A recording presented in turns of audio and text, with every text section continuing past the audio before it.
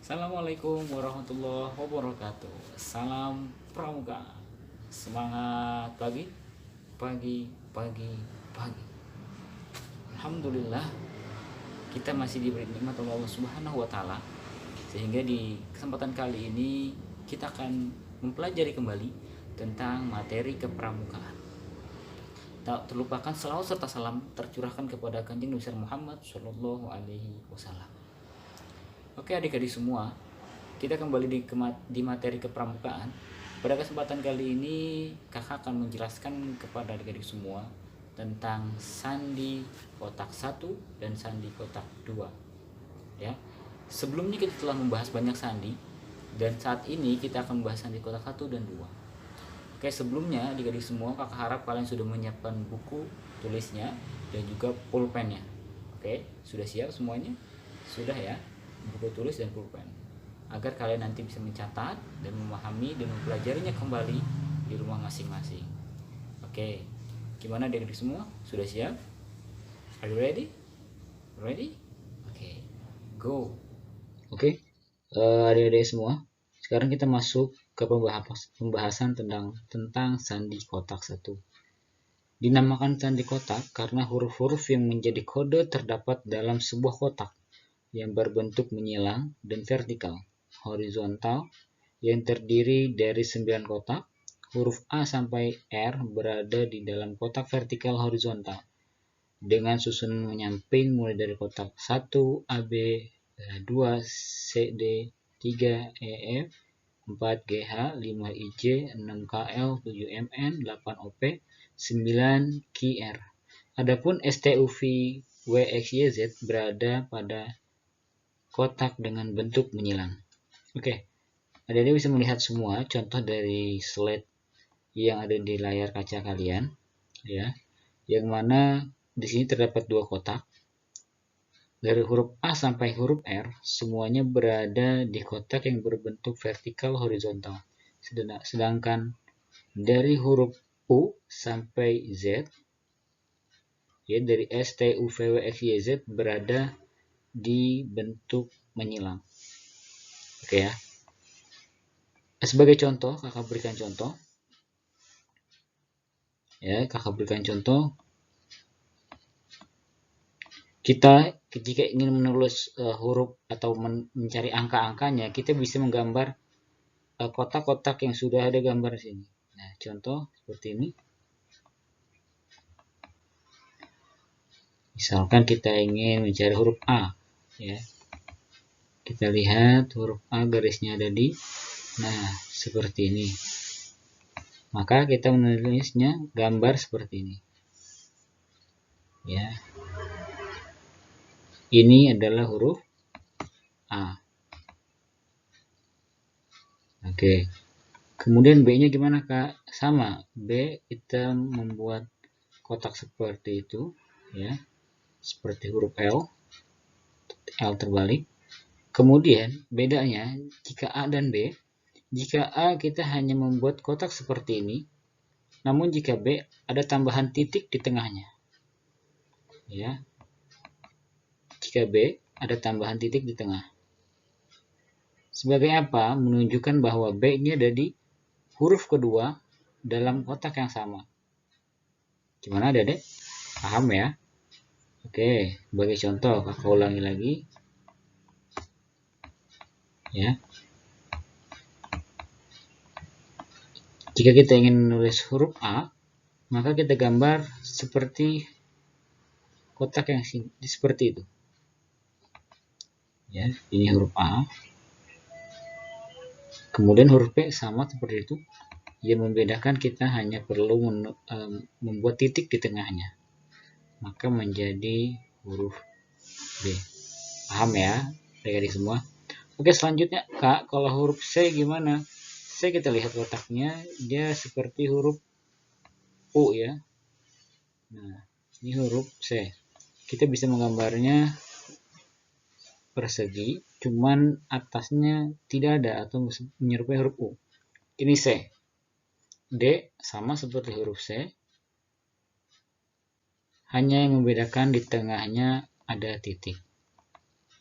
Oke. Ya, yang ini C dan yang ini huruf D. Gimana? Adik-adik semua? Paham ya? Dan seterusnya. Artinya ketika kita ingin menulis sesuatu, kita gambar kotak yang seperti digambar di contoh tersebut. Yang membedakannya hanya titik dan tidak ada titiknya. Ya, seperti itu. Kemudian kalau yang ini gimana Kak? Yang menyilang. Ya. Kalau yang menyilang sama, ya, jika kita ingin mencari huruf S, contohnya S, ya, maka kita gambar bentuk seperti ini. Kenapa? Karena huruf S berada di antara garis seperti ini, maaf, ya, seperti segitiga, namun menghadap ke kanan. Ini huruf S. Kemudian T gimana? Sama seperti huruf S. Yang membedakan hanya ada titik di tengahnya. Oke, seperti itu ya. Gimana adik, paham? Oke, paham ya. Ini sandi yang cukup mudah dan juga sering digunakan oleh banyak orang, ya, sangat terkenal di dunia kepramukaan sandi kotak satu ini. Ya.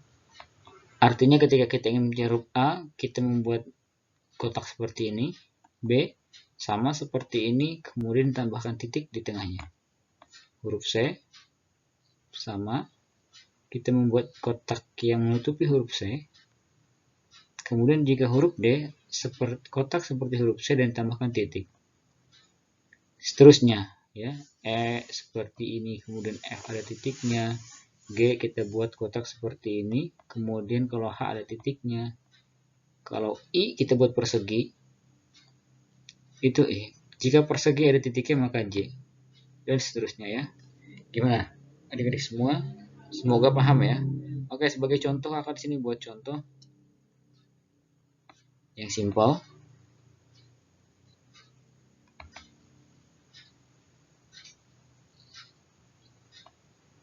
Oke.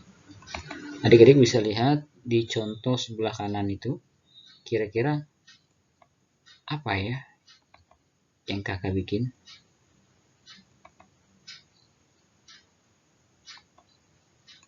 Nah, oke, ini sebagai contoh, ya. Setelah buat contoh, kita lihat terlebih dahulu. Yang pertama, ini seperti L terbalik, kemudian ada titiknya. Kira-kira apa ya? Nah, yaitu huruf B, betul sekali, ya. L terbalik dan kemudian ada titiknya di tengah, huruf B. Kemudian sama nih, kayak huruf L terbalik, cuma tidak ada titiknya, apa ya? Apa? A, oke. Huruf A ya. Kemudian seperti huruf U ini, kotak seperti huruf U, tapi tidak ada titiknya, apa kira-kira? Ya, C. Dan yang terakhir, sama seperti yang ini, yaitu huruf A. Jadi, contoh ini mengandung kata baca. Gimana adik-adik? Paham ya? Oke, jika kalian paham, kita akan lanjut ke slide berikutnya. Nah, di sini di slide berikutnya kita masuk kepada sandi kotak 2. Sandi kotak 2 sebenarnya tidak terlalu berbeda dengan sandi kotak 1. Hanya rumusnya sandi kotak 2 ini sebenarnya tidak jauh berbeda ya. Rumusnya jika dalam sandi kotak 1, ya, dalam satu kotak terdiri dari 2 huruf alfabet, dan di sandi kotak 2 ini terdiri dari 3 alfabet, dan dalam satu kotak vertikal horizontal, dan tetap menggunakan titik kecuali dalam penerapannya. Oke, ya, di sandi kotak 2 ini hanya menggunakan kotak yang berbentuk vertikal horizontal, artinya tidak ada garis yang menyilang. Nah, bedanya kalau di sandi kotak 1, satu kotak berisi 2 huruf alfabet, namun di sandi kotak 2 ini terdiri dari 2 alfabet. Sebenarnya sama saja, kita hanya perlu menulis dan melihat titiknya saja. Kita ambil contoh yang pertama. Di sini ada huruf A, B, dan C. Oke ya. Kita buat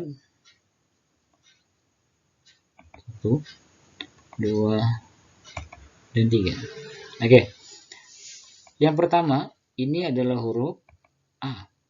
Kenapa? Karena tidak ada titiknya. Yang kedua, ada titik 1, yaitu huruf B. Dan yang ketiga, ini ada 2 titik, yaitu menunjukkan huruf C. Ya, gimana? Paham ya? Mudah ya? Tidak terlalu berbeda dengan sandi kotak 1. Oke, selanjutnya kita ambil contoh yang berikutnya, yang dari sebelahnya. Yang sebelahnya yaitu huruf D, E, dan F. Ya, kita membuat kotak seperti huruf U ini. Oke. Ini titiknya 1. Kita buat lagi. Dan yang ini titiknya 2. Oke. Ya. Oke, yang ini yang pertama, huruf ini menunjukkan, kotak ini menunjukkan huruf D karena tidak ada titiknya. Oke, kotak yang kedua menunjukkan huruf E ya, karena titiknya 1. Oke, selanjutnya kotak yang ketiga menunjukkan huruf betul, huruf F ya, karena titiknya ada 2. Oke. Habis ini dapat dipahami? Paham ya?